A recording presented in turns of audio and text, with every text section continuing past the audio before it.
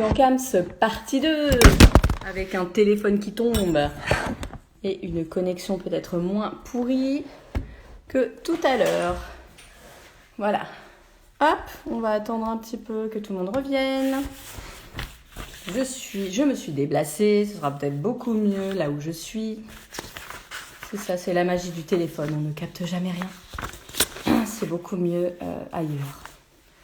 Sur l'ordinateur, mais on ne peut pas faire de live Instagram sur l'ordinateur. Donc on va attendre qu'Amandine revienne nous raconter sa vie et peut-être que je capterai beaucoup mieux de là. Hop, je vais l'inviter. Voilà.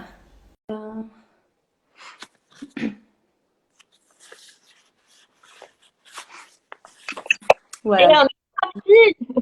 Ça y est, ça va mieux. Beaucoup mieux, oui. Je suis navrée, j'ai changé d'opérateur. Si je suis passée ces sauces, eh ben, je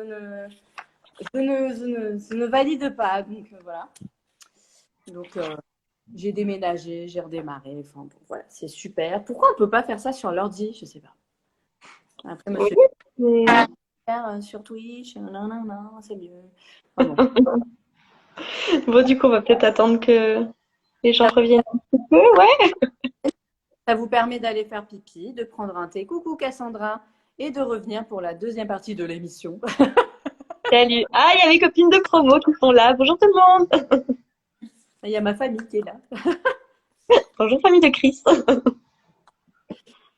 Du coup, le temps qu'elle revienne, est-ce que tu te souviens ou non?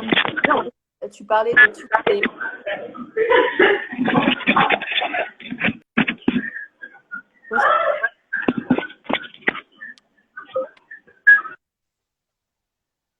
Je vais mourir aujourd'hui. C'est bon.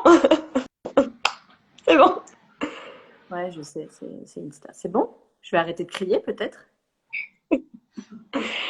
On va y arriver. Après, je ne l'ai pas dit, mais je suis une grosse poissarde. Alors, c'est possible que j'amène de mauvaises ondes, Pas vrai. forcément. On en était sur. Donc là, au niveau du son, c'est bon, tu m'entends bien? Mhm. Si je parle normalement, C'est tout bon. Je t'entends très bien. on n'entend plus. Quoi? Ça Oh devait être. Mais c'est mince! tout à l'heure parce qu'ils ont un décalage. Quand Le ça. temps que ça revienne. Mhm. Du coup, voilà, voilà. Qu'est-ce que tu dirais à une personne qui souhaiterait prendre un poste en CAMS? Les concours, Alors, tout ça. Toi qui n'en as jamais passé, donc. Mais maintenant, avec... c'est ça. Alors déjà, je pense que c'est important de pouvoir savoir si là où on va postuler, on est sur un CAMS associatif, un CAMS hospitalier. Et ce que j'ai oublié de préciser tout à l'heure, c'est qu'il y a aussi différents types de CAMS. Il y a les CAMS qui CAMS, sont CAMSP, voilà, dans CAMSP. Et pas les camps, parce qu'on a des familles qui disent je vais au camp. Alors non. les camps de vacances, c'est bien ça? Il y a des EGE qui vont garder mon enfant, c'est ça? Ah oui, alors moi je voyais plutôt le côté camp de concentration parce qu'on n'est pas loin, mais non, c'est mieux le camp de vacances. Quelle horreur! Oui, oui, c'est un peu l'image que j'ai. Bon, bref. Donc, du coup, oui, dans les types de CAMS, il y a aussi des CAMS qui sont polyvalents et il y a des CAMS qui sont spécialisés. Moi, je suis dans un CAMS polyvalent, c'est-à-dire que on peut très bien recevoir des enfants qui viennent pour du moteur, pour du relationnel, pour des apprentissages, de la concentration. Il y a des CAMS qui sont spécialisés du coup dans la déficience auditive, dans le moteur. Donc voilà. Donc quand on veut postuler en CAMS, ce qui me semble important, c'est de savoir quel type de CAMS du coup. Si on est sur du associatif, ben pouvoir connaître un petit peu le projet, au moins dans les grandes lignes, et puis pouvoir voir aussi bah, si ça correspond aux valeurs qu'on a en tant que professionnel. Et ensuite, du coup, bah, si on est sur un CAMS spécialisé, faudra effectivement peut-être revoir est-ce que je connais bien le public accueilli, est-ce que je suis pas trop à l'aise. Enfin voilà, bon, c'est déjà avoir cette base-là, ça me semble super important. Et puis, je pense que ce qu'il faut pouvoir montrer aussi, c'est le fait de pouvoir intervenir seul, parce qu'en fait, on va avoir des séances qui vont se faire tout seul, donc on est en solo avec la famille ou avec que l'enfant. Euh, et comment dire, pouvoir aussi montrer toute cette capacité d'adaptation en fait, parce que on en parle beaucoup. Alors pouvoir s'adapter au planning, parce que on a beaucoup aussi de rendez-vous qui sont pas honorés, la famille ne vient pas, on a oublié de prévenir, donc on a des plannings qui vont qui peuvent beaucoup changer, mais aussi cette adaptation qu'on a avec l'enfant, parce qu'on est avec des enfants où s'ils arrivent au CAMS, c'est que on se pose des questions et on n'a pas forcément les réponses non plus sur ce qu'ils ont. Le but, c'est pas de pouvoir coller une étiquette. Le but, c'est de savoir un petit peu qu'est-ce qu'il a pour qu'on puisse trouver comment l'accompagner. Et il y a des fois où on n'a pas les réponses. Donc, en fait, on va beaucoup tâtonner. Et il y a des fois, les enfants quittent le CAMS après 3 ans d'accompagnement et on sait toujours pas ce qu'ils ont. Donc, on n'est pas des super-héros, on n'a pas de baguette magique, on n'a pas les réponses. On n'a pas les réponses à tout, on peut réfléchir ensemble, mais je pense que c'est avoir cette humilité de dire qu'on ne sait pas. Et puis se dire aussi que voilà, on va tâtonner, on va chercher et, et que peut-être on trouvera pas, et qu'il faut du coup mettre en avant, en tout cas c'est mon point de vue, pas mal de créativité pour essayer de trouver qu'est-ce qui va faire qu'on arrive à fonctionner avec cet enfant, parce qu'on a des fois où on nous dit du coup oui, mais en fait on n'arrivera jamais, on n'arrive pas du tout à accrocher avec cet enfant, il nous regarde pas. Ah, comment est-ce qu'on va faire justement pour réussir, et ça prend parfois énormément de temps, mais voilà, je me suis un petit peu je fais beaucoup de dérives, désolée, hein, je parle beaucoup. Mais voilà, donc du coup, adaptation, mais pas forcément que des adaptations pro, être vraiment dans rechercher coûte que coûte, être persévérant, euh, avoir vraiment une ouverture d'esprit, se montrer euh, patient, respecter la temporalité des familles. Enfin, ça, c'est des valeurs qui sont importantes pour le JE en général. Mais c'est vrai que du coup, je trouve que c'est vraiment important de pouvoir le remettre en avant, qu'on est aussi avec des familles qui peuvent arriver en se disant tout va bien, c'est juste la crèche qui me dit que mais bon, non, ça va. Et en fait, on va leur dire que si il y a quelque chose qui reste à accompagner, et et du coup, c'est un peu accompagner cette prise de conscience du parent qui est super difficile. On peut être les premières personnes à parler de difficultés ou de handicap. Pardon, j'ai mon chat qui est en train de manger mes fleurs. Bon, c'est pas grave. Mais c'est fou aujourd'hui ce live, c'est un truc de fou. Je suis désolée. Donc voilà, du coup, vraiment pouvoir montrer cette adaptation qu'on va avoir, parce on va pas fonctionner de la même manière avec un enfant, avec l'autre. Et pardon, je sais pas si on peut revoir les questions qui ont été posées. Si. Oui, j'ai vu qu'il y avait une question sur est-ce que je suis la seule JE au CAMS? Alors, oui et non. Parce que du coup, ce que je disais tout à l'heure, c'est que sur le département, il y a 4 sites qui vont recouvrir tout le département. Donc sur le site où je suis la seule JE. Sur chaque site, on n'a qu'un seul professionnel, un seul type de professionnel qui intervient. Donc là où je suis, on a le psychomote, on a la psychologue, on a le JE. Ponctuellement, on a l'orthophoniste qui vient pour faire des bilans. Voilà. Par contre, dans le CAMS où je travaille, on est 3 EJE. Donc on est 2 à temps plein. Enfin, on est 3 à temps plein en fait. On est 2 sur site fixe, et il y en a une qui tourne entre 2 sites, ce qui fait 50-50. Donc en fait, on a des temps de réunion entre JE. Pas beaucoup, on a le droit à 6 heures par an, donc c'est peu. Mais 6 heures qui sont formalisées pour réfléchir à un sujet, par exemple. Euh, la dernière fois, on a retravaillé nos écrits, parce que on a des trames qu'on a créées, vu que on a le JE en fait a pas forcément de de bilan type, on n'en a pas, donc du coup on est sur l'observation. Mais après, quand on a besoin d'aller peut-être dans des détails, il y a besoin de créer des outils. Donc du coup, on a pu refaire par exemple le point là avec mes collègues. Oui, 6 heures par an, c'est pas beaucoup, hein. Mais ça n'empêche pas qu'on peut passer un coup de fil avec les collègues, qu'on s'envoie des mails, que maintenant qu'il y a la Covid, il y a la visio et qu'on échange beaucoup plus. Donc voilà, j'échange beaucoup plus avec mes collègues de site qu'avec les autres JE. On va passer aux autres questions. Du coup, moi, je t'avais demandé ta journée type. Tu m'as dit que tu n'en avais pas réellement la dernière fois. Mais peut-être, je vois que tu as un certain degré d'autonomie dans ton poste aussi quand tu démarres un accompagnement. Mm. Alors c'est vrai que du coup, il y a pas de journée type parce que ça dépend tout le temps, mais on peut quand même retrouver des éléments. C'est-à-dire que on va avoir bon bah les accompagnements des enfants. Donc on a soit des enfants qu'on ne connaît pas qui sont en observation où on va apprendre à se connaître. On va avoir des enfants qu'on connaît parce qu'ils sont là depuis 6 mois, 1 an, 2 ans, où on est dans l'accompagnement. Donc là, c'est des rendez-vous qui durent 45 minutes plus un temps d'échange à la fin. Donc à chaque fois, on a 1 heure, 1 heure. Euh, D'accord. je peux avoir j'ai pas mal de temps d'écrit aussi euh, pour faire les bilans des enfants en fait, les contacts avec les partenaires et on a aussi beaucoup de réunions du coup pour parler des situations d'enfants. On a des réunions hebdomadaires et puis après on a beaucoup de réunions aussi qui sont dans de l'institutionnel.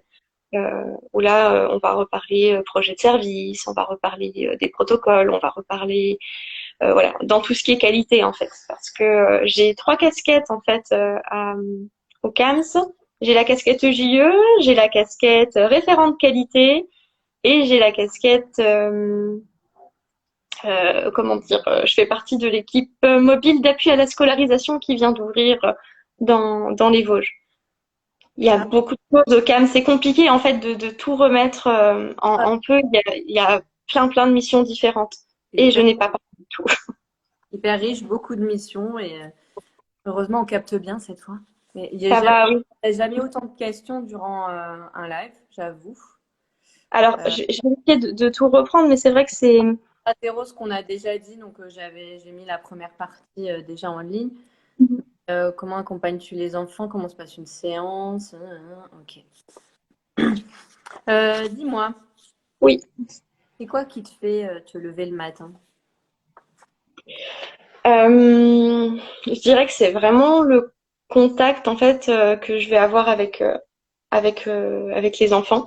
Euh, on est beaucoup plus enfin, il y a ce contact avec les familles, mais c'est vrai qu'on a beaucoup les séances où voilà, en 1 heure, il faut qu'on accompagne. Donc du coup, il faut vraiment pouvoir cibler ce qu'on veut travailler. Et c'est vrai que ce que je trouve vraiment chouette, c'est un petit peu la réponse qu'avait donnée Mélanie, en fait, de dire que voilà, on accompagne et en fait, on, on va vraiment voir l'évolution de l'enfant et des choses où, bah, même si ça va prendre 1 an pour que l'enfant il nous regarde, quand on y arrive, on se dit waouh super, on a réussi à créer ça. C'est vraiment cette relation en fait qui prend du temps. Hein. C'est le renard et le petit prince, mais c'est vraiment ça moi qui c'est vraiment mon leitmotiv, c'est de dire ok ben euh, on va prendre le temps qu'il faut, mais on va réussir à trouver sur quelle radio, sur quelle fréquence il faut qu'on se retrouve parce que voilà, on n'est peut-être pas sur la bonne fréquence tous les deux et bah comment est-ce qu'on va réussir à s'adapter et puis à faire en sorte que ça marche quoi. Je pense que Mamzelle Po a des projets de travail en CAMS, parce qu'elle te pose beaucoup de questions. Alors après je peux aussi on peut échanger en direct si je réponds pas à tout. Et puis c'est vrai qu'il y a beaucoup de choses dans le CAMS où je suis. On a donc l'émission de base du CAMS, il y a les masques qui viennent de se mettre en place. On est aussi avec une plateforme de coordination et d'orientation pour les troubles neurodéveloppementaux. Et on a aussi l'équipe pluridisciplinaire de diagnostic précoce d'autisme, où là, du coup, on fait des bilans TSA. Du coup, depuis le port du masque, ça a changé quoi à ton travail? Alors, au début, c'était vraiment compliqué. Déjà, sur le premier confinement, on a été complètement arrêté. Donc, on a vraiment dû revoir notre pratique parce que nous, on travaille en direct avec les enfants.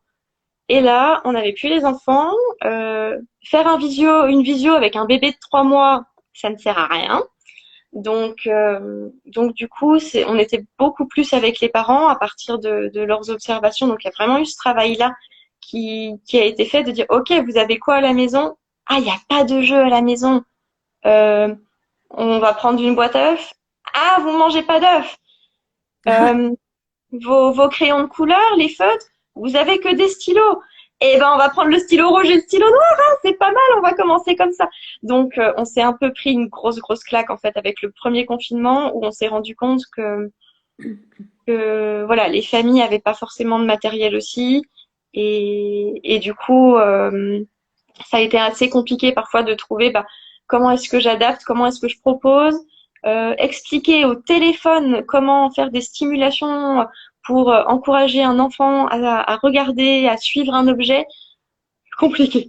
Et puis ensuite, du coup, on a eu les visites à domicile qui ont pu reprendre, parce qu'on peut aussi faire des visites à domicile. Et donc là, on avait un attirail sac poubelle bleu de la tête aux pieds. On Ok. avait une charlotte, on avait un masque, on devait porter des vêtements très longs.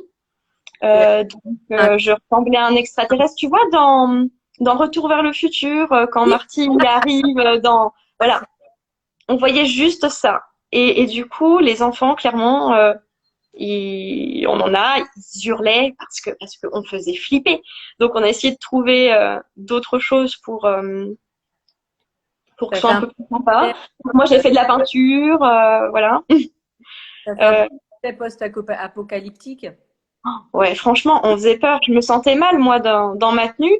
On avait, enfin, en plus, il y avait un effet de serre dans la tenue qu'on devait garder. Ça transpirait. Enfin, voilà, on était en mars. Je suais dans mes tenues, je dégoulinais. Il y avait des fois, ça trempait chez les familles. Enfin, on a honte, hein, et on se dit, oh mon Dieu, je suis en train de faire ça. Je suis désolée. Et bon, les familles ont été super compréhensives. Et puis petit à petit, on a pu retirer du matériel pour avoir à la fin plus que le masque et des blouses, mais ce coup-ci euh, des blouses anti des belles blouses. Donc du coup, ça va mieux. Et du coup, donc le masque très dur au début, mais je pense que c'était pas vraiment le masque en soi, c'était tout l'attirail. Et finalement, les enfants, ils sont super adaptables, hein. Donc, bah, on s'habitue, on accentue un petit peu plus aussi au niveau du regard. Et puis, la voix, elle joue beaucoup. On s'est retrouvé avec des enfants où il y a des questionnements pour un autisme, où ben, rien qu'à la voix, hop, on était reparti. Et puis, c'était pas grave finalement s'il y avait pas la bouche, s'il y avait pas toutes les expressions. Donc, c'est sûr qu'on va pas avoir accès à tout le panel d'émotions qu'on pourrait proposer d'habitude. Mais finalement, c'est pas si dérangeant que ça. Enfin, un enfant qui va réussir quelque chose, il arrive à voir dans notre regard que on est super fier de lui. Bah voilà, on le dit aussi. Donc finalement, ça a pas changé tant que ça. Euh, ça a été bien adapté. Et puis moi, ce que j'avais fait aussi, c'est que avec ma super collègue JE, Delphine, qui n'est malheureusement pas là. En fait, on avait pris une photo de nous et en fait, sur nos tenues, on avait une photo de nous sans le masque. Et les enfants demandaient souvent pourquoi c'est Amandine, c'est Abodine. Oui, oui, c'est Abodine sans le masque et là c'est Abodine avec le masque. Et en fait, et bah c'était plutôt sympa. Et maintenant dans ma salle, en fait, j'ai laissé cette photo-là et souvent les enfants ils regardent. Et puis, enfin, c'est assez chouette parce que voilà, finalement, ça n'a pas changé. Il y a toujours cette image qui est à côté de dire, bah voilà, moi sans le masque, je ressemble à ça. Et puis, euh, et puis non, ça, moi je trouve qu'il n'y a pas eu tant de changements que ça. Et puis après, on a eu les masques inclusifs. Donc ça, j'ai pu tester. Moi, je trouve que c'est plutôt pas mal, mais avec un public ciblé, quoi. Pour ceux qui connaissent pas, en fait, vous avez la partie haute qui est toujours cachée avec la partie chirurgicale, en dessous aussi. Et ici, en fait, vous avez un bandeau en plexi, je sais pas trop, assez mou dur. Et donc, du coup, on voit la bouche et le haut du nez, quoi. Donc, c'est vrai que si on veut travailler un petit peu au niveau, oui, il y a le livre Les yeux qui parlent aussi, qui est très bien là-dessus.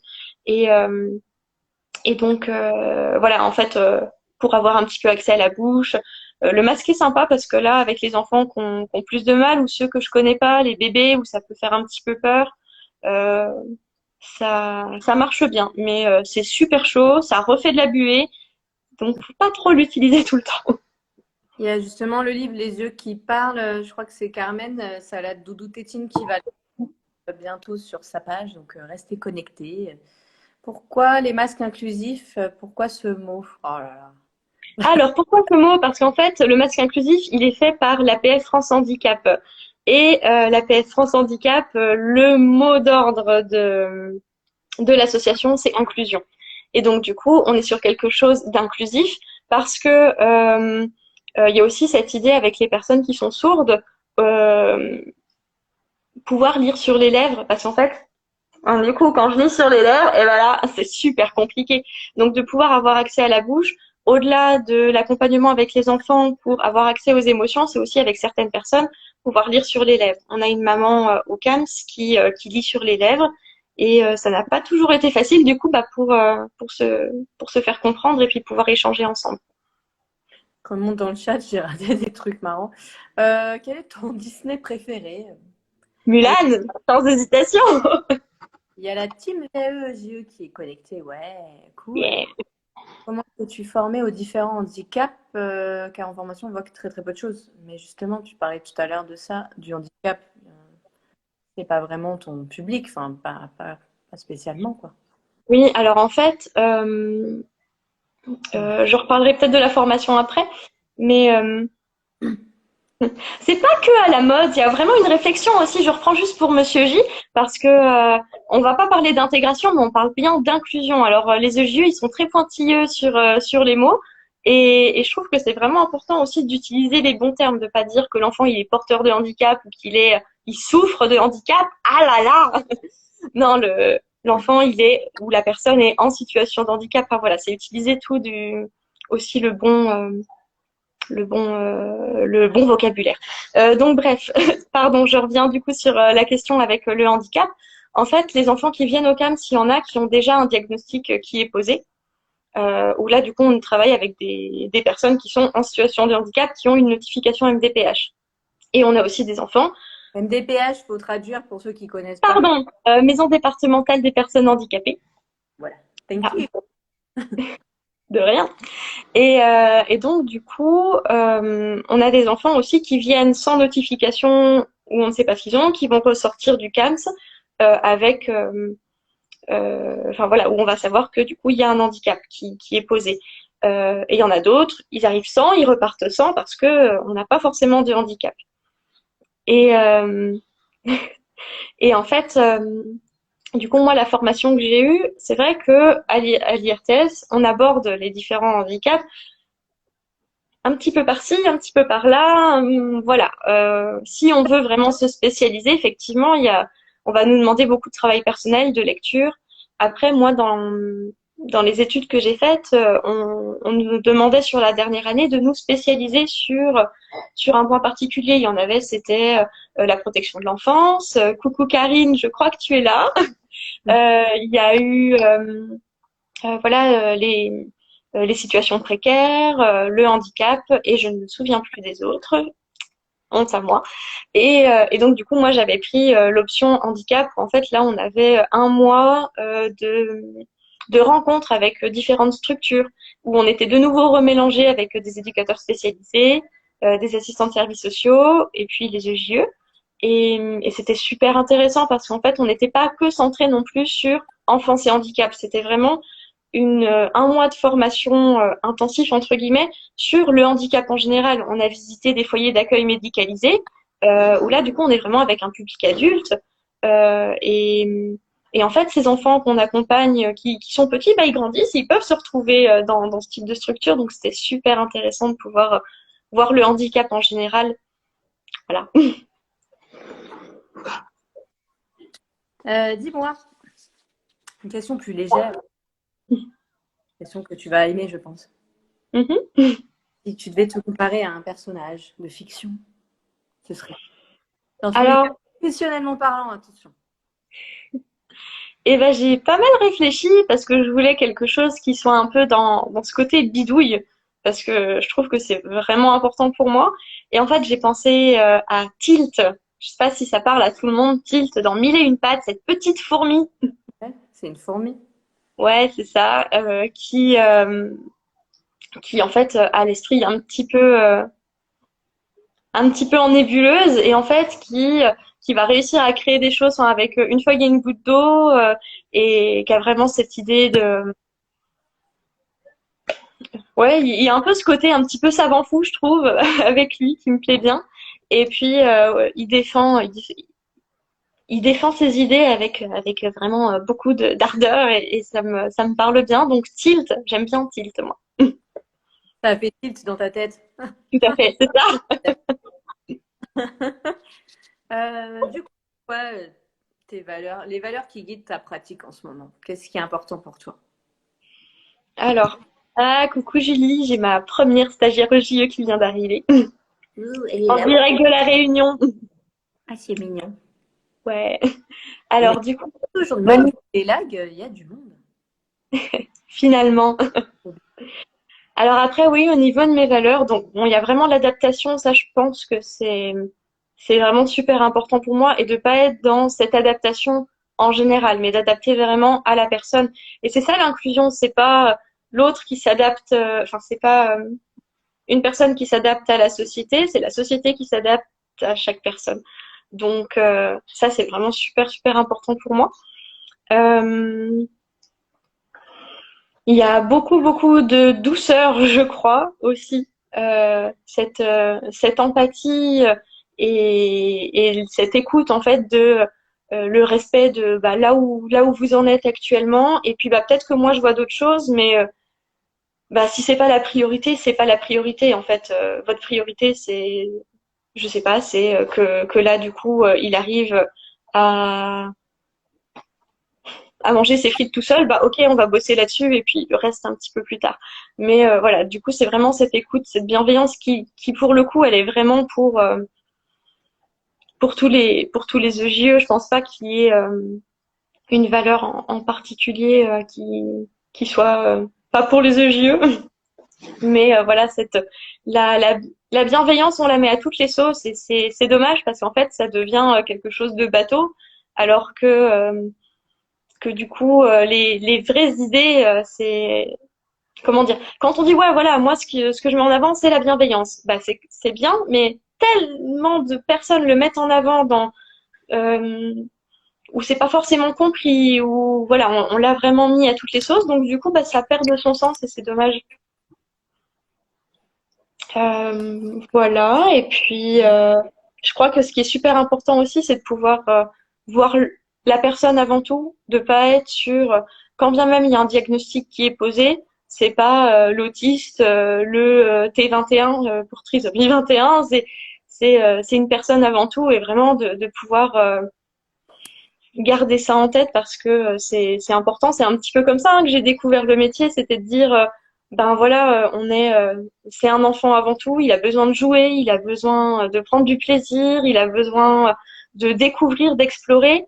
Et c'est pas parce que là l'enfant il a un emploi du temps de ministre parce que du coup il se retrouve avec 15 000 séances de psychomote, d'orthophonie, de kiné, et puis à côté il a tous les rendez-vous médicaux que bah, en fait on peut pas prendre un temps pour se poser, chanter, lire un livre, s'amuser dans la terre. Enfin voilà, c'est vraiment super important ça. Alors, oui, la bienveillance, chacun a sa propre définition, nous dit Nolwenn, et ça perd de son sens dans la bouche de certains. Faut prendre en compte la personne avec ses spécificités, mais ne pas réduire à ça, tout à fait. Durant l'accueil d'un enfant en EHE, combien de temps d'observation se laisser avant de se dire OK, là je pense qu'il y a quelque chose, je vais me tourner vers le CAMS. Mhm. Alors, enfin, au niveau du temps, j'ai pas forcément la réponse. C'est, je pense, dans la durée en fait, de pouvoir observer et dire bon ben voilà. Là, moi, ce qui m'inquiète, c'est parce que l'enfant, il semble être un petit peu dans sa bulle. Et, voilà, se dire bon bah voilà, on va essayer de mettre en place des choses. Est-ce que quand vous essayez d'adapter, euh, ça ça ne semble pas prendre? Est-ce que malgré le temps, vous ne voyez pas l'évolution, ou alors il y a de l'évolution en effet, mais on note quand même un décalage. Après, je pense euh, que voilà, on peut aussi bah déjà pouvoir en parler en équipe, c'est super important. Pardon, je lis les commentaires, je vais arrêter. Voilà, on cache. Donc du coup, de pouvoir en parler en équipe, pouvoir avoir des observations, ne pas hésiter en fait à noter dans quelle situation, à quel moment, ce qui se passe. Et après, effectivement, ça va être de garder aussi en tête bah, par rapport, il y a forcément, on va parler des attentes par rapport à l'âge, où chaque enfant évolue à son rythme. Ça, je suis d'accord. Et en même temps, il y a des fois où c'est un petit peu trop mis en avant. On a certains professionnels qui ont ce discours de dire on attend, vous inquiétez pas, ça va. Et puis parfois on se retrouve avec des enfants qui arrivent au CAMS, qui ont 2 ans et demi, qui ne marchent pas, et des parents qui disent ah, on m'a dit qu'il fallait attendre. Oui, enfin à 2 ans et demi, non.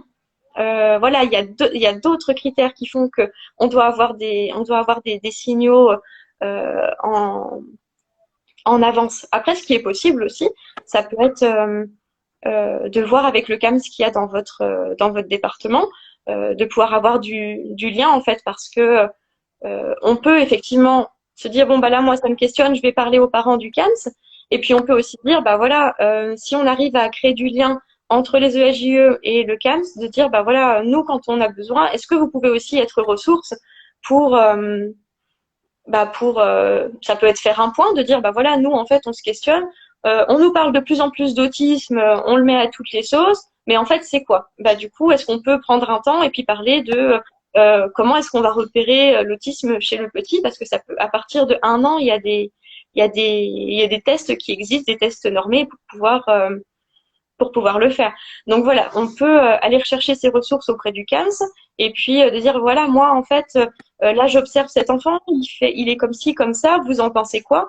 Et puis bon bah on attend encore un petit peu. Ah oui, effectivement, le but c'est pas de nommer l'enfant parce qu'il faut pas, voilà, on travaille avec les parents, donc en fait de pas dire bah voilà, il y a ça, ça, ça, et puis de pas faire le projet en avance avant que la famille soit au courant. C'est pas du tout le but, mais c'est si on se questionne sur une situation, on peut très bien en parler de pro à pro, et après, bah, du coup, voir comment est-ce qu'on va amener avec les parents.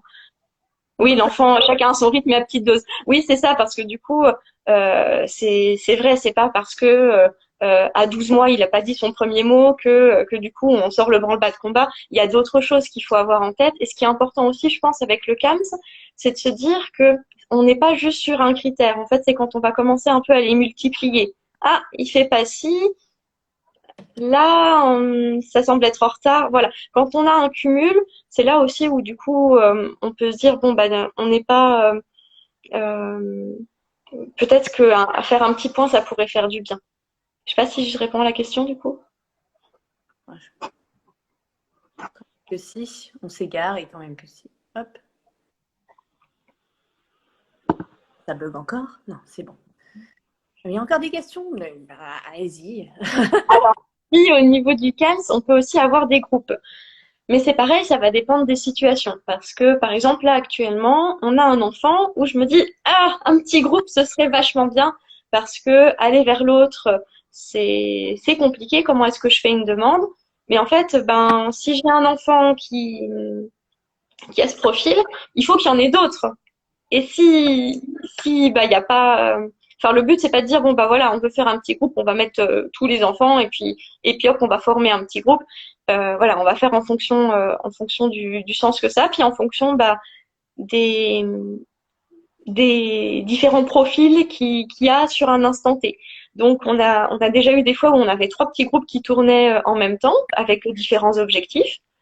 Et puis en ce moment, bah, on aimerait bien faire des petits groupes, mais on n'a qu'un seul enfant. Donc un groupe tout seul, bah, ça marche pas. Mais on peut faire du petit groupe, oui. Je pense que tu vas pouvoir faire un live sur le CAMS pour répondre à toutes les questions ou stories éventuellement. Il y en a Peut-être. jamais autant de questions. Et tu es en contact, partenariat avec des crèches aux alentours.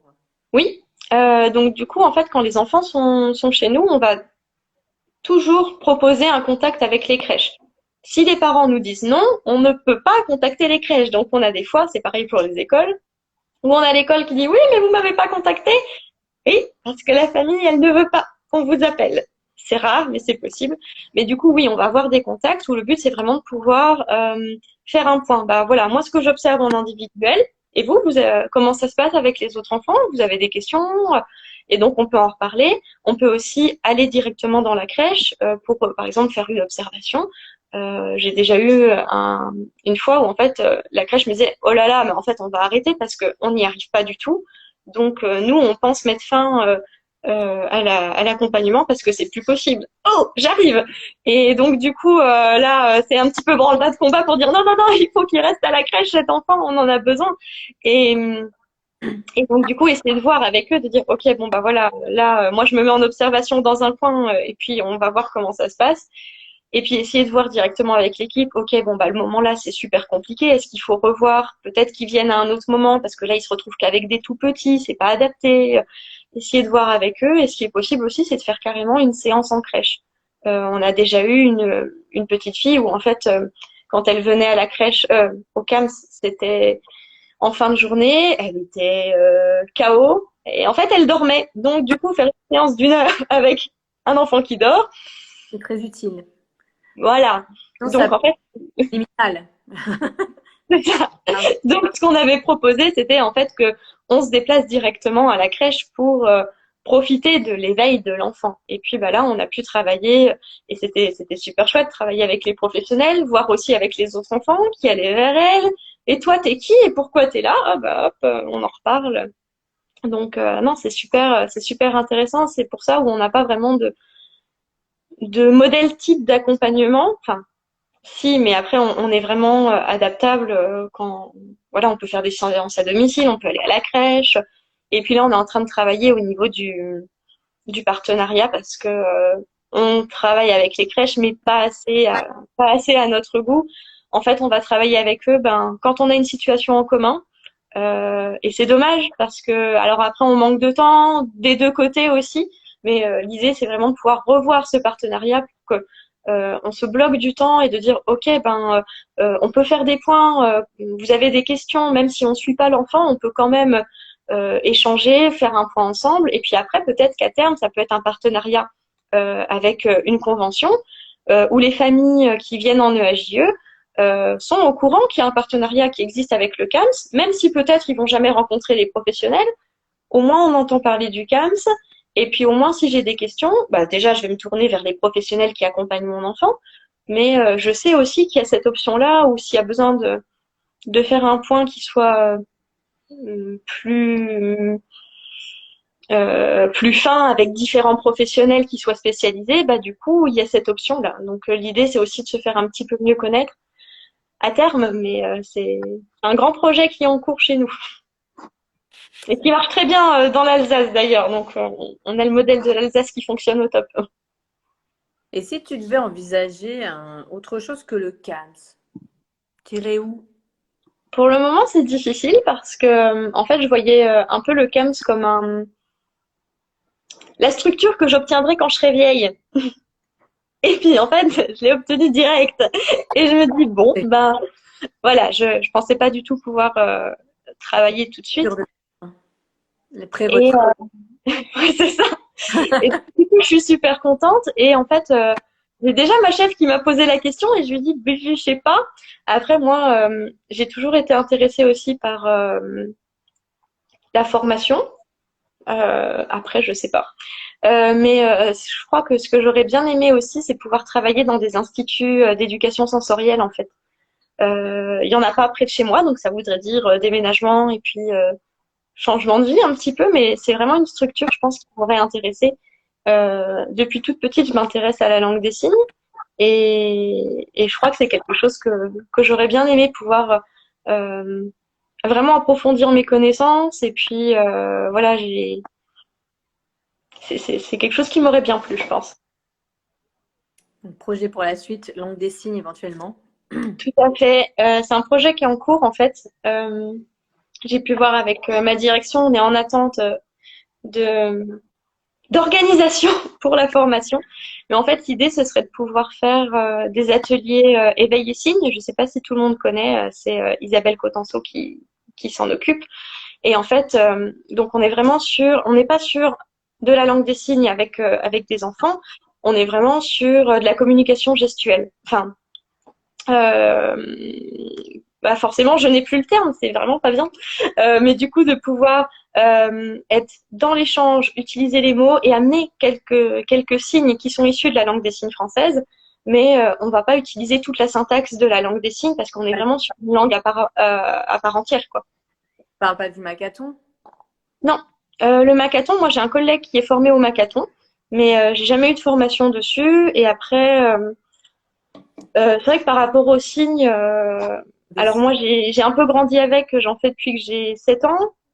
C'est pas grand-chose, mais c'est des petits signes, ça m'a toujours intéressée. Et en fait, c'est vrai que je me suis jamais intéressée au Makaton. Mais voilà, déjà là, j'aime bien utiliser des petits signes dans des comptines, euh, il y a avec les bébés. Et puis, je trouve qu'il y a aussi avec les plus grands, parce qu'on a beaucoup au CAMS, des enfants qui ont des retards de parole et de langage. Et on se retrouve avec des enfants qui ont 4 ans et qui peuvent nous dire non, papa, maman. Et Ouais. puis après, on a un petit peu d'alimentaire, on a des gâteaux, mais où on a vraiment très peu de mots, ou alors pas de mots du tout. Et dans le secteur des Vosges, au niveau de l'orthophonie, on est sur 18 mois d'attente. Ouais, ça va. Non, c'est pas mal, hein. Quand on a un enfant qu'on veut accompagner qui a 1 an, bah, reviens quand tu as 3 ans, mon petit loup. Donc, non, c'est pas. Donc, en fait, l'idée, ce serait de pouvoir proposer ce genre d'atelier pour les familles. Alors, la famille lambda entre guillemets, hein, qui a envie d'avoir ce projet avec leur bébé, de pouvoir amener des signes. Et puis aussi avec des plus grands où je ne ferai pas du tout de séance d'orthophoniste parce que je ne suis pas orthophoniste, mais pouvoir amener quelque chose pour que l'enfant puisse quand même au moins s'exprimer. Là, on est avec des enfants qui ont rien, qui qui pointent, qui vont amener vers l'objet qui convoite. Et en fait, si on est sur, je sais pas, on est en train de se promener, l'enfant il a envie de partager quelque chose, bah il ne peut pas parce qu'il a pas le matériel, parce que il est voilà. Et en fait, bah du coup, on se retrouve avec des enfants qui ah oui, il fait des crises, il fait des caprices, il n'arrive pas à s'exprimer, ce petit bout. Super Nani! Et voilà. Et donc du coup, en fait, ce projet, c'est vraiment quelque chose qui serait global pour aussi bien pour des petits que pour des plus grands et avoir un moyen de communication dans l'attente après de pouvoir travailler vraiment au niveau orthophonie, accompagner le parent. En Pardon. en donnant quelques pistes aux parents, on attend le rendez-vous, 18 mois c'est long. Il y a quelqu'un qui demandait si tu avais ton propre espace de travail pour les séances ou pas. Oui. J'ai mon bureau et j'ai le plus grand bureau du CAMS. Voilà. Les Tout à fait. avantages, les avantages du piston. Non, non, pas du tout. En fait, c'est vraiment chaque professionnel a son bureau. Le psychomote a un grand bureau aussi bah, pour pouvoir se déplacer, faire des parcours. Et en général, enfin sur tous les sites, c'est le psychomote et le JE qui ont les plus grands bureaux. Mais là où je travaille, c'est moi qui ai le plus grand. Et ça me permet d'avoir vraiment un coin bébé, un coin pour un petit peu comme en crèche en fait, où j'ai mes petits coins d'aménagement, alors que j'ai d'autres collègues où en fait il faut que le bureau bouge. Ah, Julie qui dit un bureau super chouette d'ailleurs. Merci Avec Julie, qui était en stage avec moi et puis qui a rebougé un petit peu, qui m'a aidé à refaire mon petit coin imitation qui marche beaucoup mieux maintenant d'ailleurs. Et voilà, on a un coin apprentissage parce qu'il y a aussi tout le côté scolaire qu'il faut accompagner et qu'on n'a pas du tout en formation EJE, hein, de comment est-ce que j'accompagne un enfant à compter et à dénombrer et puis à faire des algorithmes. Bah, du coup, on va regarder l'éducation nationale et puis on va essayer de trouver comment est-ce que j'accompagne. il faut être autodidacte aussi quand on est Ouais, UJ, je c'est pense. ça. Euh, Voilà, on a sur un les peu de... questions qu'elle pose, donc les crèches ne t'intéressent pas, elle demande donc, pourquoi non. Alors, si... non. Alors, je vais nuancer quand même parce que moi, quand j'étais en formation, je ne voulais pas faire de stage en EAJE. Je voulais aller à l'hôpital, je voulais aller en CAMS, je voulais aller en IME, je voulais aller en un institut d'éducation sensorielle. Il y a Euh, de, on va dire, voilà. Et du coup, non, en formation, on m'a dit, vous allez quand même faire un stage en EHJE, même le plus petit, mais vous irez. Et du coup, je me suis retrouvée en micro-crèche et j'ai pas du tout, je n'ai pas aimé mon stage, en fait, où on m'a fait comprendre que lire des livres, c'était pas la priorité, qu'il valait quand même mieux que je nettoie les biberons. Donc, du coup, je ne suis pas tombée dans la bonne crèche aussi. L'exploitation du stagiaire et donc tomber sur Voilà, une micro. c'est ça. Donc, moi, j'ai pas apprécié mon stage en micro-crèche parce que je me retrouvais pas du tout. On m'a dit que j'étais pas faite pour le métier de JE, qu'il fallait peut-être que je pense à voir autre chose, que j'étais pas adaptée, que plutôt que de faire de la psychologie, j'aurais mieux fait de faire un CAP petite enfance qui apprend beaucoup plus. Voilà, ça a été mon premier stage. Je m'en suis pris plein la gueule et ça a été très dur. Et, et puis après, voilà, on a d'autres échos, on a des lives comme avec Rita où on se dit waouh, ou avec Alice et on se dit ah la crèche en fait, mais si c'est super bien, faut juste que ça roule quoi. On tomber sur la bonne crèche ou alors il faut la gérer soi-même et la faire un peu à son image. Et du Ouais, coup, quand ça correspond à des valeurs, ça répond à des vraies valeurs et à du vrai accompagnement et où chacun est valorisé, où chacun a sa place. La place de chacun est vraiment mise en lumière. On sait qui fait quoi. On a fait un projet ensemble. Ils n'ont pas fait de la garderie et on attend que la journée se passe et on est assis toute la journée. Il y a des crèches comme ça. Il y a une vraie souffrance institutionnelle aussi dans certaines crèches. Voilà, où il y a trop d'enfants, il n'y a pas assez de personnel, il y a des burn-out, il y a des absences, il y a des... Voilà, et ça est un peu maltraité en ce moment, enfin, comme d'autres milieux, évidemment. Mais mais bon, c'est vrai. Pardon. pas terrible, effectivement. Mais on peut très bien avoir un EHJE chouette quand on met la main à la pâte, surtout, et quand on a aussi des compétences. Après en soi, Je trouve là où j'étais, je trouve que, enfin, le projet était plutôt bien mis en place, mais c'était vraiment le rôle de stagiaire en fait où ouais, moi je me suis sentie malmenée et j'ai pas apprécié.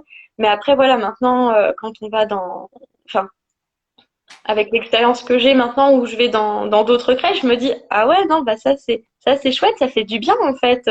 Et puis on sent que voilà comme tu dis, il y a vraiment un projet, les professionnels ils croient en leur projet et les enfants enfin c'est trop bien. J'ai visité une crèche la dernière fois avant le confinement où j'arrive et en fait il y avait un mur avec enfin ça faisait comme là mais vide, tout était vide et je me dis mince, ils ont pas de jeu, c'est particulier. Et puis en fait, le JE qui me dit ah oui, bah en fait vous voyez, on a une partie rangement, mais tout en bas c'est pas du tout des rangements, c'est des cabanes, des cabanes. Bah oui, parce que les enfants ils aiment bien quand même se mettre dans les caisses et tout. Et en fait, on se dit ben plutôt que de passer la journée à dire non, on va pas là, non machin. Bah en fait, on leur a laissé des cases où ils ont des placards où ils peuvent aller se cacher. Et du coup, on a mis les jouets ailleurs parce que voilà, finalement, ça répondait plus. Et puis, j'étais venue voir un petit garçon du CAMS qui était dans un placard, tout content, tout contenu, trop bien. Et là, je me dis, ouais, bon, voilà, là, on a des beaux projets, des belles choses qui sont créées, quoi. ça donne envie. Ouais. Maïté dit, malheureusement, les EJ en crèche doivent aussi être polyvalentes et faire beaucoup le même travail que les CAP dû aux nombreuses absences. Oui, c'est le cas et ça dépend. Après, on est une équipe complémentaire. Effectivement, il faut filer des coups de main. Après, les absences, c'est souvent du voilà, soit il y a trop d'enfants, soit il y a un management, enfin voilà, il y a une direction qui est un peu brinque-ballante et ça fonctionne pas. Et voilà. Moi, je sais qu'en micro, j'ai travaillé 5 ans en micro et pendant 5 ans, j'avais 0% d'absence, de 0% d'absentéisme sur mes 3 micros, enfin 2 micros plus un multi. Pourquoi? Parce que ça se passait tellement bien, on avait des projets, on avait même les filles, et des fois elles venaient, elles étaient malades, c'est moi qui les obligeais à repartir. Non, mais c'est bon. Ouais, mais vous allez être dans la merde sans moi. Non, mais va te reposer, on va se débrouiller. Donc on Arrête de vomir. voilà, arrête de te reposer. On peut avoir des directions ou des projets ou des voilà qui sont bienveillants, qui donnent envie. Voilà, les personnes quand ça commence à mal aller, effectivement, les gens se mettent en arrêt et puis du coup ceux qui la remplacent s'épuisent et puis ils se mettent en arrêt à leur tour et après c'est voilà, c'est la boule de neige et on s'en sort plus. Mais c'est possible. Voilà. crèche idéale, c'est tout à fait possible. Après, c'est à réfléchir. Et non, non, les EGE ne font pas le même travail que les CAP. Les auxiliaires ne font pas le même travail que les EGE en crèche. Voilà, on fédère l'équipe autour de projets, on met des choses en place. Faut y aller, puis il faut faire des cadeaux. Enfin, moi, en tant que directrice, faut être sympa aussi avec son personnel. Enfin, chez moi, les filles, des fois, elles faisaient des heures sup, elles en ont chié. Enfin, c'était vraiment. Voilà, mais de temps en temps, mais je filais des congés, quoi. Enfin, allez, ça reste entre nous. Tu viens pas demain, t'en as assez fait, quoi. Mm. Et j'avais cette possibilité-là. Je sais qu'il y en a qui peuvent pas, mais c'est tout bête. Mais ça aide énormément.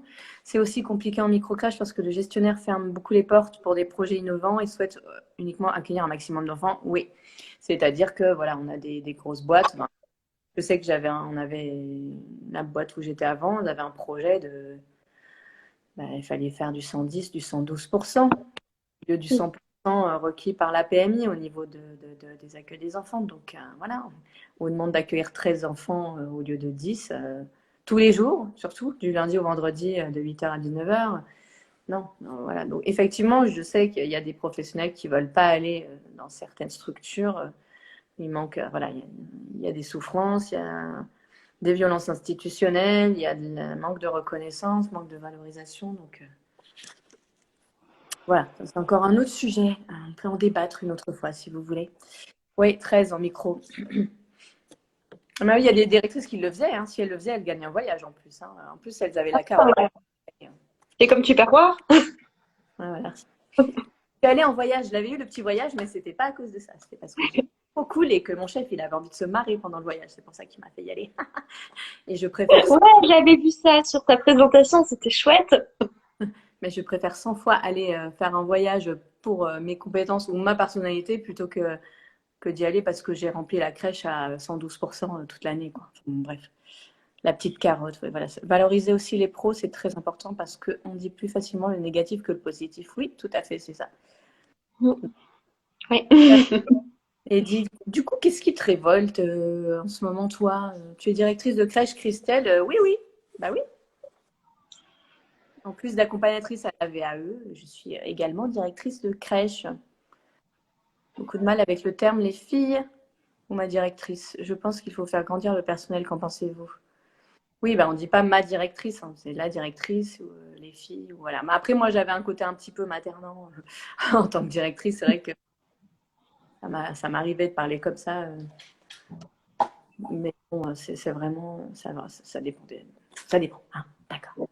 Qu'est-ce que On tu peut fais? pas, on a un garçon, c'est pas possible. Un garçon dans le social d'ailleurs, c'est quand même assez dingue, non? Eh bien, il y aura bientôt un garçon qui sera sur mon live. Super. La directrice, oui, Alix, on en a déjà parlé hein, dans ton dossier de VAE, mais toujours ma directrice, ma directrice. Non, la directrice. Enfin, sauf moi, tu as le droit de dire que je suis ta directrice parce que maintenant, on est amis, mais bon. Donc, je reviens donc à ma question pour la millième. Il me révolte. Qui te révolte? C'est honteux. Ce qui est honteux, eh ben, j'étais très énervée hier et avant-hier à propos du manque de formation qui peut y avoir alors moi je pense aux assistants familiaux où on a des moments où on se rend compte que on est quand même avec des personnes qui vont accueillir des enfants qui sont placés qui ont pas forcément enfin qui du coup n'ont pas un passif super sympa non plus et C'est ceux qui accueillent les enfants à leur domicile, c'est ça? c'est ça parce que du coup que les enfants peuvent être en foyer en MEX donc maison d'enfants à caractère social. Mais ils peuvent aussi être chez des assistants familiaux où du coup on a plus, voilà, on est à la maison, il y a moins de monde, on a plus le côté cocoon et et en fait on a enfin au CAMS en fait on travaille beaucoup avec les assistants familiaux aussi. On a beaucoup d'enfants qui sont placés où en fait il y a des moments où on n'a pas de contact avec les parents parce que c'est pas possible. Donc du coup, à ce moment-là, on va travailler avec les assistants familiaux. Il y en a qui sont mais magnifiques, magiques, merveilleux, on les adore, ils sont super et en fait, la formation d'assistant familial est assez courte. Donc si derrière la personne ne va pas chercher à aller un petit peu plus loin, on peut se retrouver avec des personnes qui nous disent ah ouais mais là il fait un caprice de toute façon du coup bon ben voilà moi je l'ai attaché dans sa chaise. Oui, alors du coup quand c'est un parent qui nous dit ça, on accompagne, on le fait ensemble. Quand on est avec un professionnel, c'est encore autre chose parce que bon voilà, du coup moi ça m'énerve ça. Et puis et puis voilà, il y a beaucoup tout ce qui est VO, donc violence éducative ordinaire, où ça fait quand même depuis juillet 2019 qu'on a une loi autour des VO pour les dénoncer. Et malheureusement, on se rend compte aussi que, en fait, quand c'est sorti en juillet 2019, personne n'en a parlé. Enfin, je sais pas quand la reine accouche, et du coup tout de suite on en parle dans les médias. Et puis là, il y a une loi qui est super importante sur comment est-ce qu'on va accueillir l'humain en général, parce qu'on n'est pas que sur comment est-ce que je parle à un enfant, comment est-ce que je m'adresse, je me positionne. On est sur de l'humain, et si on commence avec les petits, petit à petit, c'est la société qui peut changer. Et on se dit, en fait, ce genre de choses, on n'en parle pas, et c'est vraiment réduit à, c'est la loi anti-fessée, alors qu'on n'est pas que sur du physique, on est aussi sur le positionnement, sur tout le verbal. Et c'est tellement important, et c'est tellement banalisé. Alors, pas par les professionnels, hein, mais dans le général, c'est compliqué. Et puis voilà, quand on voit des familles, le gamin il arrive, il a un bleu parce qu'il est tombé, parce que ça arrive. Et puis il a marché sur mon livre en séance, et puis le parent qui le tape sur son bleu, on essaye de reprendre. Et puis le parent qui dit oui, non mais vous savez, enfin voilà, ils en parlent, mais en fait il y a rien, donc du coup on peut continuer. Et puis après c'est pas grave, hein, moi aussi j'ai reçu des claques, j'en suis pas mort. Et ça c'est tellement mis en avant. Et je me dis en même temps les parents ils font avec ce qu'ils ont. Et on n'en parle tellement pas que forcément c'est pas connu. Forcément on se rend pas compte de l'impact que peut avoir une petite claque. Et il n'y a pas de petite claque. Enfin voilà. Donc les VO, c'est les violences éducatives ordinaires. Hein. Donc c'est des violences physiques, c'est des violences qualifiées dites d'éducatives en fait. C'est parce elles font partie intégrante de l'éducation à la maison ou dans les lieux de vie où ira l'enfant en fait, ou dans les écoles, etc. On dit ordinaire parce que c'est souvent quelque chose qui est toléré, qui est quotidien et qui est considéré comme banal en fait, qui est banalisé, c'est normal. Même des fois encouragé parce que justement depuis des millénaires on vous dit que voilà pour éduquer les enfants il faut certaines façons de faire et que voilà du coup justement selon toi Oui. en France, combien il y a d'enfants qui en pourcentage subissent quotidiennement cette violence éducative ordinaire? En pourcentage, beaucoup trop. Ouais, Alors j'avoue que je ne connais pas assez les chiffres, hein, mais la réponse. C'est une ma question. réponse. Non, j'ai la réponse. Ah oui, je ne l'ai pas. Après, juste il y a le film, même qu'on est imbattable, qu'on est de naître, qui est génial. Je trouve qu'il reprend vraiment bien. C'est quoi la violence éducative ordinaire? Comment est-ce qu'on peut faire sans aussi? Et puis voilà, que je trouve très chouette, où là du coup ils reprennent tous les chiffres. Je le trouve vraiment bien pour sensibiliser. Et ce qui est très chouette, pardon, je fais une petite parenthèse pour parler de ce film-là, parce qu'en fait, ce qui est génial, c'est que en fait ils parlent du modèle suédois, parce qu'en Suède il y a 41 ans que cette loi elle a été votée. Ouais. Où on dit ouais mais en Suède c'est pas pareil, c'est les Suédois, puis en plus on est avec des enfants rois, où en fait quand on C'est dans le film même qu'on a imbattable où il montre justement un épisode de c'est un Super ami, la maman et les mamans elles sont en pleurs face à ce qu'elles voient. Ouais, j'avais c'est vu ça. ça et j'ai trouvé ça énorme. J'ai dit, les Ah enfants ne ouais. savent pas ce que c'est que de frapper une gifle. Qu'est-ce que c'est qu'une Oui, gifle? ils questionnent, et en fait à un moment donné dans le film ils sont avec des enfants, ils disent toi tu dirais quoi si jamais on te donnait une claque? Et les enfants sont comme ça, c'est quoi une Ouais, claque? Ah ouais d'accord, tu sais même pas ce que c'est. oui, c'est ça. Et ce que je trouve bien dans le film, c'est qu'on n'est pas dans un jugement de dire regardez en Suède, ça c'est bien, ils font bien en Suède, parce que du coup, on est dans une vraie éducation bienveillante, de l'écoute, du respect des émotions. Eux, ils savent faire, et en France, on sait vraiment pas faire. On est vraiment sûr de dire ils en sont là, mais il s'est passé 40 ans entre-temps. Et ils montrent des reportages au tout début où ils disent aux Suédois, bon, bah voilà, il y a une loi qui vient de passer, vous en pensez quoi? Et les Suédois disent, ouais, bah, au bout d'un moment, l'enfant qui n'écoute pas, on peut le tirer par l'oreille, on peut lui donner la fessée. Et en fait, ils en étaient là où on en est aujourd'hui. Donc, c'est pas comparable de 2021 à 2021. Il faut reprendre là où on en était. Et c'est là-dessus que c'est super important. Et je trouve que le film est bien fait parce qu'il n'est pas culpabilisant non plus. Ouais, il est bien fait. Du coup, les chiffres, je suis intéressée. C'est donc 85% C'est énorme. des enfants qui subissent quotidiennement ça, et avec un enfant sur deux frappé avant l'âge de 2 ans et les 3 quarts avant l'âge de 5 ans. La majorité des parents sont pour les gifles et la fessée. Et voilà. Donc ça peut se manifester aussi par des paroles dévalorisantes, hein, tout simplement humiliantes, blessantes. Et puis même pas forcément, en fait, parce qu'on peut avoir aussi enfin, comment dire, le gamin qui vient avec son dessin, regarde, et puis où on dit à chaque fois, waouh, c'est beau, même juste c'est beau, ou au final, du coup, de pouvoir amener aussi de construire et d'être dans cet échange. Enfin bon, voilà. Et qu'est-ce que tu en penses? Mais là encore, c'est aller encore plus loin dans. Ah oui, oui, oui, on est vraiment poussé. Là, c'est poussé. Je pense que là, les gens ne sont pas prêts encore à ça. Déjà, le mieux, c'est qu'ils soient prêts effectivement à le fait de ne pas taper les enfants. Moi, pour moi, déjà, ce serait déjà un grand pas pour l'humanité. Face à cet argument du je l'ai eu, j'en suis pas mort, c'est quoi votre discours en général? Bah oui, effectivement, moi aussi je l'ai eu, j'en suis pas mort. Je pense qu'il ne faut pas non plus culpabiliser les parents.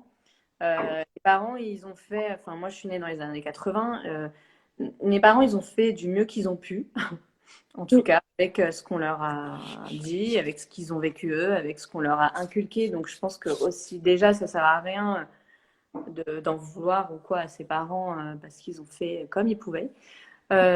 Maintenant, après, il faut voir l'enfant, est-ce qu'après, à l'âge adulte, est-ce qu'on revit, on fait revivre ou pas le même modèle? Voilà, on fait avec ce qu'on a. J'ai envie de dire aussi que les parents, parfois en tant qu'adultes, on n'a pas envie d'imaginer une seule seconde que nos parents ont eu de la violence envers nous, parce que ce sont nos parents et qu'on les aime, et que c'est aussi difficile aussi d'assumer ça. Et c'est peut-être plus simple de se dire, voilà, moi j'ai eu ce modèle-là, donc je vais faire pareil, puisqu'avec moi ça a marché. Après, on va tomber dans la psycho, hein, mais c'est un peu, voilà, moi j'ai pas subi de violence physique, ou alors très peu, voilà, mais je sais que je ne le ferai jamais subir à mes enfants. Mais comme tu disais, Lone même en crèche, certaines aussi pratiquent des VO en 2021. Donc si c'est des VO physiques, par contre, tu vas le signaler immédiatement, hein, sinon c'est moi qui vais. Mais voilà, après le reste, on parler. Ne pas juger, mais donner des clés pour faire. Ah oui, tout à fait. Complètement.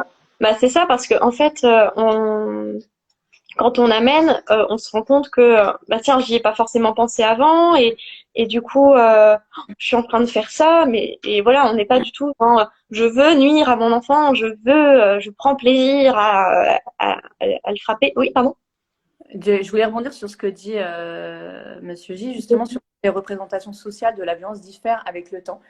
Justement, moi hier soir, moi je m'amuse à me télécharger à lire des bandes dessinées sur l'iPad. Et hier soir, je lisais Titeuf. Je me suis dit, tiens, je vais relire Titeuf. Ça fait super longtemps que je ne l'ai pas relu. Aïe. J'ai dû lire quand c'est sorti à l'époque, quand Zep il a sorti ça, j'avais tout lu et tout. Je trouvais c'est trop marrant, il y a le dessin animé et tout. J'ai relu ça maintenant. Je suis sur le tome 2, j'ai fait, ok, je peux pas continuer. Il y a de la violence, il y a de la maltraitance, il y a du, comment on dit ça, promulguer le viol, je ne sais plus comment ça s'appelle.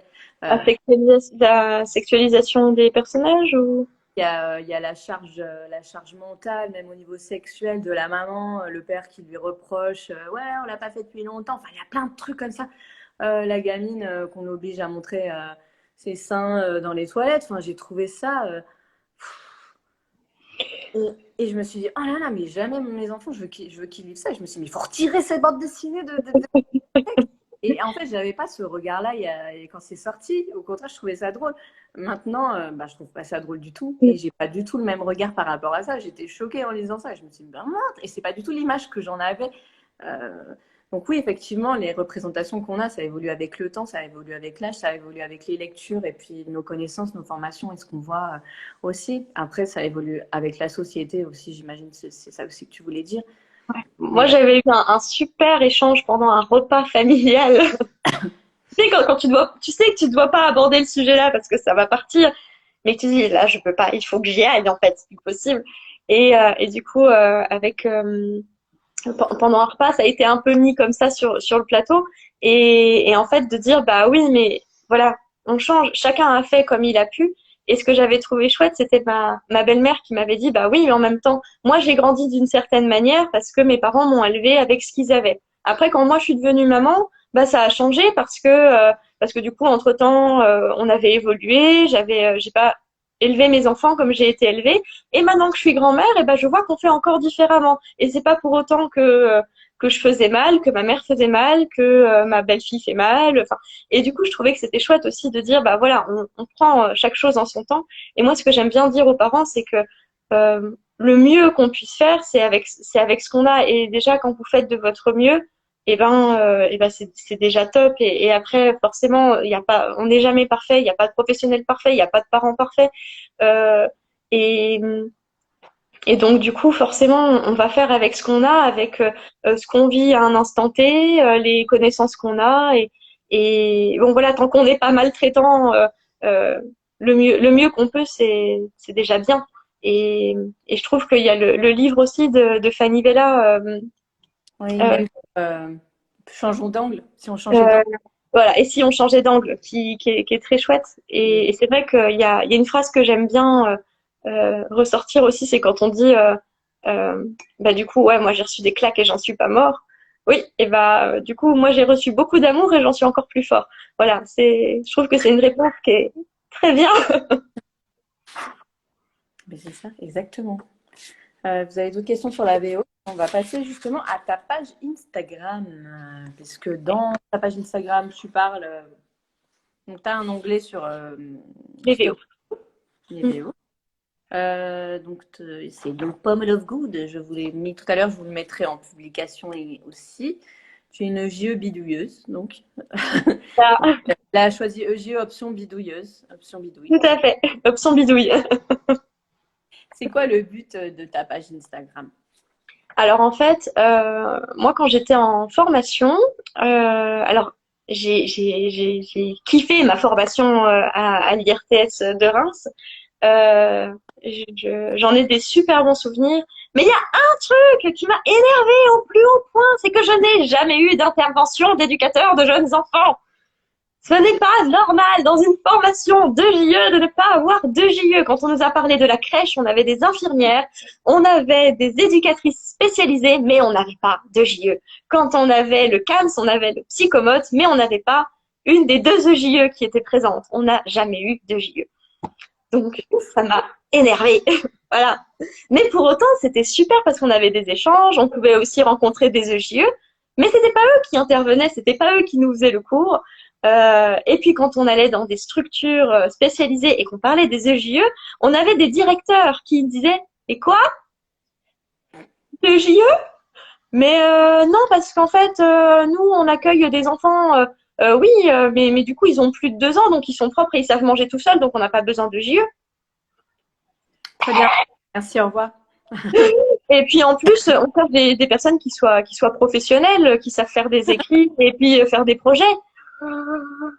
Oui. Et puis on veut des personnes qui ont 3 ans d'études. Ah bah oui, bah ça tombe bien parce qu'on les a en fait, ces 3 ans d'études. Donc voilà. Oui, clairement, c'est ça. Donc clairement, ça a manqué de JE dans ma formation. C'est vraiment quelque chose que j'ai regretté, que j'ai pu dire à l'IRTS. Enfin, je crois que toute la promo a pu le dire aussi. Et en fait, la réponse qu'on a eue, c'était bah c'est pas facile. Et du coup, ça va être aussi à vous de parler de c'est quoi un EJE. C'est à vous de vous montrer, c'est à vous de partager, de parler de vous, voilà, c'est des gens comme Chris. On C'est est là. ça. Quand on capte bien, on y arrive, on est là. Totalement.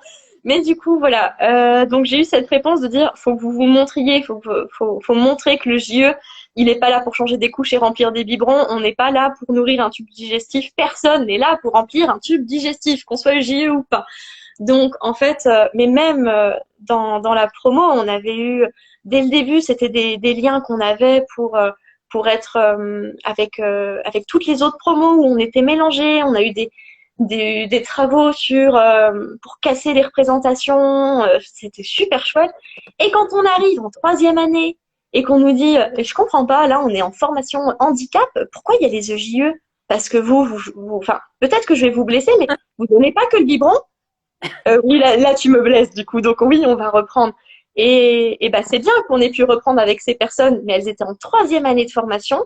Et on se dit, bah, si on n'avait pas échangé avec elles, elles seraient parties avec cette idée-là. C'est quand même dingue. Donc il y avait ça qui m'énervait. Et puis en parallèle, bah, du coup, le côté bidouille, je l'ai toujours eu, je crois. Et en fait, ma référente de l'IRTS me disait, mais Amandine, il faut que vous partagiez ça, faites un book. Et j'ai commencé un book, elle me dit, mais faites un livre, et puis vous le partagez avec la promo en disant, moi j'ai fait ça. Non, mais si, mais faites des tutos, faites quelque chose, ce serait cool. Et puis, enfin voilà, que ça serve. Et donc, j'ai pas fait de book, mais quand j'ai découvert Instagram, je me suis dit, ah, c'est pas mal ça.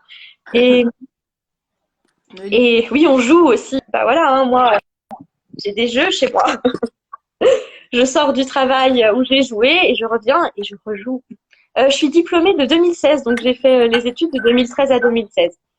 Et donc, en fait, l'idée de la page, c'était de pouvoir montrer c'est quoi, enfin, déjà, c'est quoi un EJE, mais pas, enfin, je représente pas tous les EJE, hein, mais de dire, bah voilà, il peut y avoir des EJE qui sont comme ça. Et puis si on se reconnaît pas en tant que JE bah, dans ma page, c'est pas grave, c'est juste que voilà, moi je suis cette JE là, après il y en a d'autres, mais je trouve que c'est important de se dire ah ouais, mais en fait, je peux être en CAMS et du coup ah mais je peux faire ça aussi et puis enfin voilà, c'est vraiment montrer un petit peu mon quotidien donc dans ma page en fait, elle est pas très structurée, c'est un peu comme moi, je suis pas organisée. Et il y a des livres pour bébés, pour enfants. Ouais, c'est ça. Il Il y a y a la page Top Vio, il y Mhm. a du sensoriel, de la sensibilisation, il y a du DIY, il y a l'auto-édition aussi, l'illustration, tout ça, ça a beaucoup de place aussi, j'ai vu dans ta vie. Oui, parce qu'en fait, du coup, ce que je voulais, c'était donc avoir cette page EJE, mais c'est un petit peu ce que disait Monsieur J mercredi, en fait. Le J, on est tellement dans un métier un peu passion qu'on fusionne un petit peu le perso et le pro. Et oui, il y a des dessins aussi. Et en fait, du coup, Ma mère est illustratrice, c'est pour ça, elle aime les dessins. d'accord. Ah, bah, trop chouette. Mais oui, oui, oui, je suis très sensible aux illustrations. Alors, beaucoup les livres jeunesse, mais de manière générale, j'aime beaucoup. Je suis à la recherche tout le temps de dédicaces. Et en fait, l'idée, c'était de pouvoir partager des choses de JE avec, bah voilà, des lectures, des choses qui m'ont touchée. Donc, il y a des coups de cœur, il y a des coups de gueule, euh, il y a de la sensibilisation aussi parce qu'on n'en fait jamais de trop. Et puis, il y a des activités que je fais en CAMS parce que c'est un petit peu ma manière aussi de montrer comment est-ce qu'on peut adapter parce que on va sortir un loto et puis on va pas que jouer au loto, on peut faire plein d'autres choses avec. Donc, en fait, de montrer que du coup, tout peut être déconstruit pour reconstruire et voilà, c'est ce côté bidouille. Et en fait, le côté un petit peu auto-édition, c'est parce que voilà, je trouve que c'est aussi important de pouvoir montrer différentes choses qui existent parce que au niveau des livres jeunesse, ben voilà, hein, on a des super chouettes éditeurs et en même temps, passer par l'éditeur, c'est pas toujours respecter l'auteur parce que il faut savoir que quand on achète un livre qui coûte 15 euros, l'auteur va toucher un truc genre 1 euro ou 2 peut-être maximum. Donc passer par l'édition, je trouve que bah, malheureusement l'auteur, l'illustrateur sont pas toujours respectés parce que s'ils sont pas connus, ça va être super compliqué. C'est pour ça que je trouve que c'est super important de pouvoir valoriser l'auto-édition avec des projets comme Fanny Vella qui fait des trucs mais magnifiques, poignants, superbes. Et puis il y a d'autres livres, comme tout à l'heure on parlait de Les yeux qui parlent. C'est ça en fait. Il y avait aussi j'ai plus le titre sur les dents. Il montre ses dents, voilà. Les livres pour enfants, les livres jeunesse ont beaucoup de place aussi dans la vie d'un éducateur de jeunes enfants. De toute façon, c'est un support de médiation qui vraiment nous sert au quotidien pour l'accompagnement des enfants et des parents aussi, parfois. Oui, et il faut bien les choisir. Après, il faut les choisir, je pense, en fonction de notre sensibilité aussi, parce que voilà, on n'aime pas tout. Hein. Moi, je déteste Claude Ponty. J'adore l'auteur. Oui, mais il faut si jamais il vient. Non, mais en fait, j'adore sa mentalité. J'adore sa pensée. C'est génial. Mais les livres, je n'arrive pas à accrocher. Mais c'est pas pour autant que j'aime pas la personne, parce qu'elle est géniale. Il est super, mais du coup, j'arrive pas du tout à accrocher avec ses livres. Et en fait, voilà, moi je suis une grande fan de Pomelo. Et puis il y en a qui vont dire j'aime pas du tout les dessins, c'est bizarre, c'est pas compréhensible. Je sais pas, chacun a sa vision.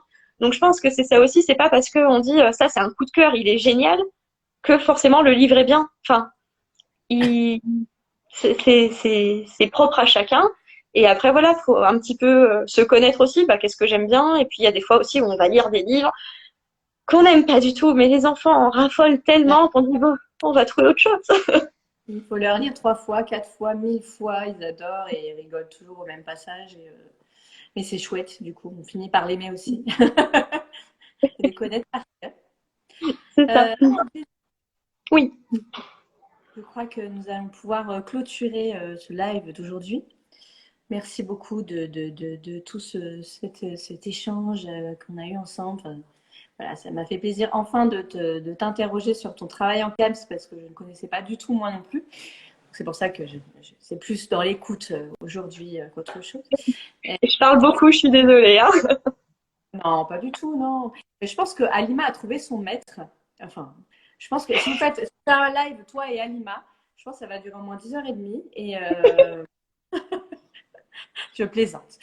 On peut faire un petit repas, hein, ça pose pas de souci. Voilà, un petit brunch. Donc voilà, mais un grand merci pour ce partage et puis toute cette générosité dont tu fais preuve à chaque fois dans tes petits messages, tes stories, tout ça, c'est chouette depuis qu'on se connaît maintenant. C'est vraiment super. Merci à vous, ça m'a accompagnée dans mes préparations d'intervention pour l'école. Ben voilà. Comme ça fait des idées en plus au niveau, voilà, pour les formateurs, c'est super chouette. Au niveau du programme des lives 100% EJE à venir pour mars et avril au programme, donc on aura une EJE donc, qui a passé sa VAE de JE, donc qui va nous expliquer son parcours, tout simplement. Voilà. Une EJE la semaine prochaine, c'est Fanny qui travaille en IME, qui sera avec nous en live. On aura un EJE qui est responsable opérationnel, on aura un EJE formateur, on aura un EJE en RAM. Voilà, il y a un gros programme sur mars-avril. On aura une EJE en libéral sophrologue. Donc voilà, il y a pas mal de choses qui arrivent. Je suis toujours à la recherche de l'EJE en bibliothèque, s'il vous plaît. Oh, il y a... comment il s'appelle Tu m'envoies. Je vais retrouver. Ouais. Parce que là, je cherche, hein, mais il faut quelqu'un qui aime passer en live. Voilà. Souvent, les gens disent ah, non, je veux pas qu'on me voit. Je dis pas, écoute, pas de souci. Avec un masque, ça pourrait être vachement bien. Et des lunettes noires. Bonjour à vous, je suis le JE de la bibliothèque. Pas comme moi, mais sinon, j'adore mon métier. Ouais. Bon, en tout cas, je vous souhaite à tous un bon week-end. Amusez-vous bien. Je vous mets les infos en publication à la suite du live. Merci de nous avoir suivis et surtout d'être revenus après la petite plantade, mon soche, voilà, et mon changement d'opérateur merdique. Voilà. Et puis, je vous fais des gros bisous. Merci beaucoup, merci Christelle pour l'invitation. C'était un super moment, je suis trop contente de l'avoir fait avec toi. Bon week-end à tout le monde. Bon week-end. N'oubliez pas de vous amuser, de rigoler. Youhou. Ouais.